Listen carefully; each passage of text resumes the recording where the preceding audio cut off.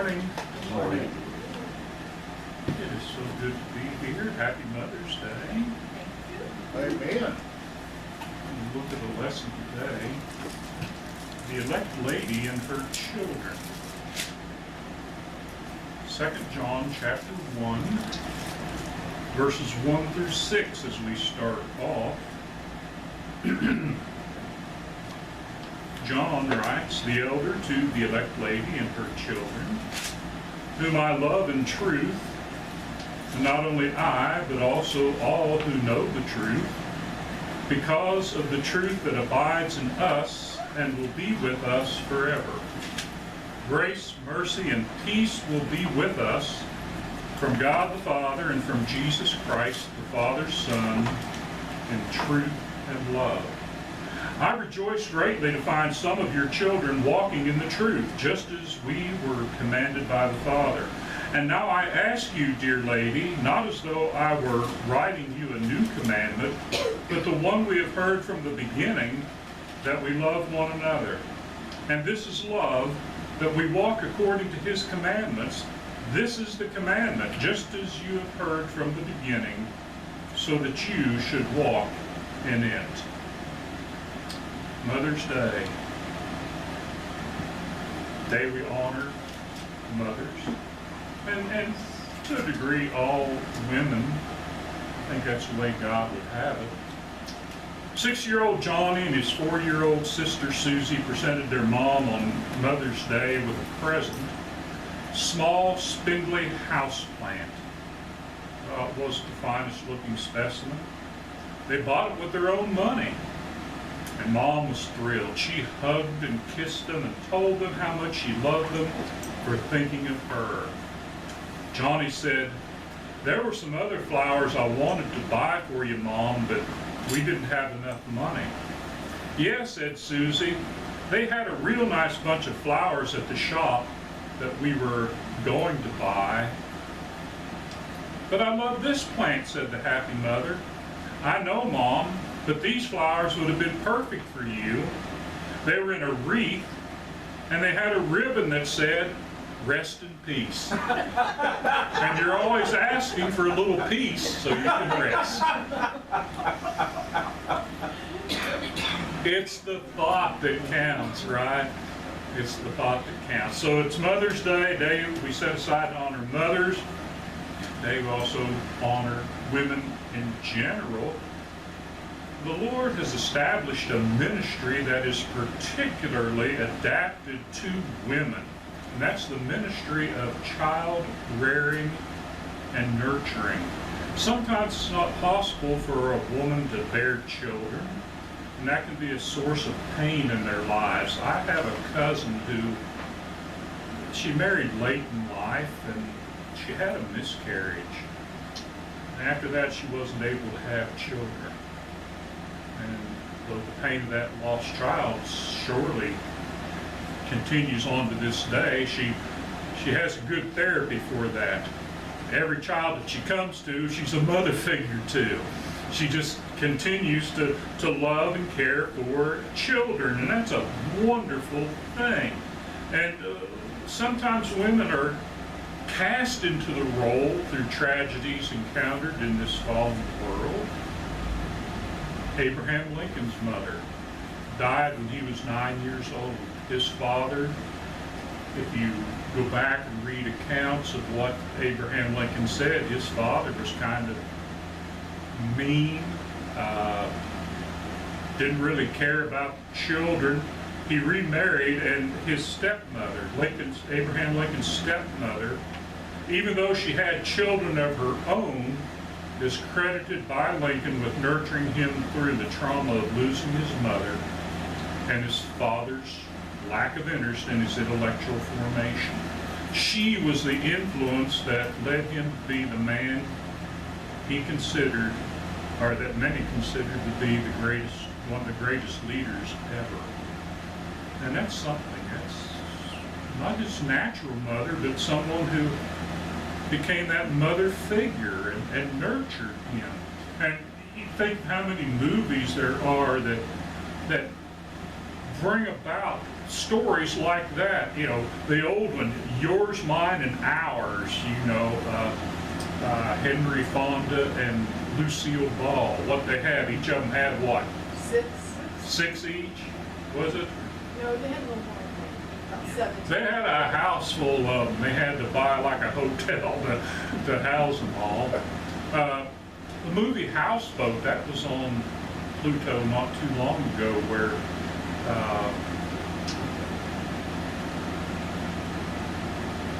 Sophia Loren becomes a mother figure to 3 children on a houseboat. So, you know, it's, you could, there are plenty of examples of that where a woman just kind of comes in, but she's that nurturing agent to help those children, and even if she's got children of her own, to be able to, again, serve as a mother figure, give those opportunities, and even if it's not their own children, to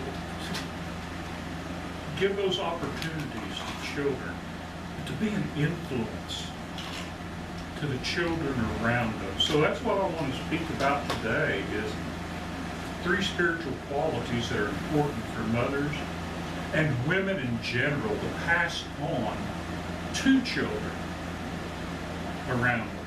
And that's what we would honor at Mother's Day, the elected woman and her children. Mothers need to pass on a genuine faith to their children. And we see that in the scriptures, 2 Timothy chapter 1 and verse 5. Paul writes to Timothy, and he says, I'm reminded of your sincere faith.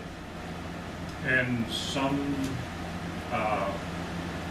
translations say genuine faith, a faith that dwelt first in your grandmother Lois and your mother Eunice, and, now I am sure dwells in you as well. So his grandmother Lois and his mother Eunice were the ones who nurtured him to have a great faith. So when the Apostle Paul comes along and is able to teach him the gospel, he's ready to receive it and accept it and become the great young man that he was. Faith in God is the most important thing we can pass on to our children. And again, it has to be their faith, but we help to nurture that faith. We help to grow that faith. We just don't tell them to believe. We try to show them and teach them what to believe, why to believe it, why it's so important. God desires all people to be saved, according to 1 Timothy chapter 2 and verse 4. But we have to have faith in order to be saved. Ephesians chapter 2 verse 8 tells us, by grace we are saved through faith. So without faith it is impossible to please God. Hebrews chapter 11 and verse 6. So faith is important. Now, there are a lot of important things in life. There are a lot of things in life that people will put of greater importance than even faith. Mothers and fathers both need to possess a saving faith before they can really pass it on to their children. And that's a tough thing. Mom is struggling to pass on a faith. Dad isn't cooperating. Or dad is trying to pass on faith and mom isn't cooperating. It's very difficult. Children get mixed messages there. But just even in culture itself, in society itself, society can make things different. Consider this. Several years ago, there was an influx of mothers becoming Little League coaches. Remember that? What was that, about 20 years ago when it really started? All kinds of women had to do it. Why? Well, we'll get to the reasonings for that. But it wasn't very long after that that children were giving up Little League. Notice that? How many kids really participate in Little League these days? They'd rather stay home and play games on their machines. They just don't want to do it. And it's not because really that women were coaching. Now, to a degree, having not played the game, these mothers are trying to do something, but they didn't know the fundamentals of the game. So it just became a game. It wasn't a learning experience. It wasn't what especially the boys would understand as what baseball was about, you know. Baseball was about playing the game, and baseball was about challenges and winning. But see, then you had some other things that evolved out of that. We shouldn't have winners and losers, right? We shouldn't be keeping score. Everybody gets a participation trophy, see? So it goes one level down, and all of a sudden, boom, boom, boom. Now, fathers share a great responsibility in this, but you know, a lot of that society has brought on it because fathers a lot were busy out trying to earn a living. They didn't have time. Now, some wouldn't take the time. I can agree on that. Some didn't know the fundamentals of the game either. But some just, there were so many other pressures. But there again, you have it. Now, saving faith is not about playing games. It's not about keeping score. Okay? If it was, it'd be a little bit easier. Saving faith is work. It's something that has to be achieved on a day-to-day basis. And especially when we're dealing with our children. Mothers need to pass on that genuine faith. Mothers need to pass on genuine love to their children. And this is where we talk about the elect woman or the elect lady and her children. Consider the woman in Proverbs 31. She's called the virtuous woman. And that's one of the most beautiful chapters in the Bible, right? Now, we're not going to read all through that. I'll give you the hint. You can digest that later, okay? I can feed you a little bit. You got to digest later. Digest this. Think about what she's accomplishing here. Her husband has complete trust in her. Why? She's too busy to get in trouble any other way, right? She's busy from the time she gets up in the morning till the time she goes to bed at night, and he trusts her with a lot of things around the house. He just knows things are going to get done. She sees that her children have food, her children are clothed, their home is clean and warm and inviting. You can't miss that if you read down through that chapter. She's industrious, and that she's helping the family. She's doing all this stuff. She's even got a business going on in her home that she's hiring young women from other families to come in to do work also. Maybe it's one of those little sewing factories, you know, they're making little t-shirts or whatever for people, you know, whatever it is, she's doing that, and she's out, you know, getting this business going and keeping it going, and you know what she's probably doing as she's working with these young women? She's helping them and teaching them to be industrious also and to be prosperous. The work of her hands is exquisite quality, not throwing together a bunch of junk, right? Right? It's quality. It's quality work. And not just for what she does for her family, but what she puts out there. She cares for and is a servant of those who serve her. In other words, yeah, her husband serves her, her children serves her, the people that are working for her, that they're serving her also, but you know what? She makes sure that their needs are met. Okay? That's a wonderful situation. She's benevolent. She gives to the poor.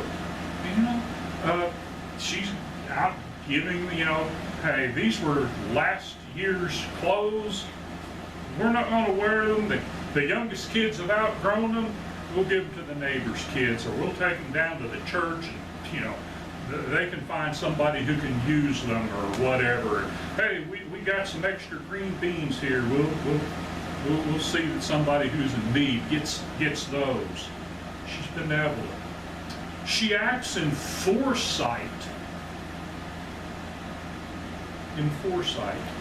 You know what foresight is, right? You got sight, and then foresight, it's like she sees beforehand what she needs, all right? And, you know, that's something that you can't go to Walmart and get what you need right now, all right? In other words, right now, it'd be hard to go and get a jacket, or you can't, yeah, you can't get a jacket maybe because they're getting ready with their fall stuff. You know, they are looking ahead. They're getting the next 3 months stuff up. Well, she knows what's going to be needed in the future. And she's looking out for it. And she's saying, I'm going to be prepared. She's a prepper. All right. Nothing wrong with being a prepper. But she's prepared so that, you know, there's going to be food on the table. There's going to be taters in the root cellar, as Granny would say on the Clampets. You know, they got all kinds of stuff, but she's ready. And following God's instructions, she is submissive in her God-ordained role as a woman and a wife. She gets all that accomplished and still follows what God says. So she speaks words of wisdom, is what Solomon, as it comes down, or as whoever's writing that passage says, she speaks words of wisdom. She's not a gossip. She's not a troublemaker in the community. She's a healer. She brings people together. She's a peacemaker, right? Not a peacekeeper. I think we've dealt with that before, right? What do peacekeepers do? They generally do nothing. But someone who makes peace because she speaks words of wisdom. And you know, in the family setting, how important that can be. She is the virtuous woman. And I can only see something like that in say, Timothy's mother and grandmother, the way they raised Timothy. But then I think about that in the elect lady and her children, as John is writing in that passage we were looking at. Third point, mothers need to pass on godly values to their children. Godly values. 2 Timothy chapter 3, verse 14 and 15. But as for you, continue in what you have learned and have firmly believed, knowing from whom you learned it, and how from childhood you have been acquainted with the sacred writings, which are able to make you wise for salvation through faith in Christ Jesus. Now, the sacred writings that he was acquainted with, we call that the Old Testament. But by knowing the Old Testament, when Paul came and preached Jesus Christ to him, yeah, I see the light. I understand. That's what it's all about. And he could become a co-worker with Paul and an evangelist who worked within the church. Godly values were already instilled in Timothy. These godly values represent a disciplined life. And, you know, I wish I had more discipline in my life in my early years. And in the church, I didn't have that. So it took years for me to kind of settle, and I don't know if I've settled even as much as I should.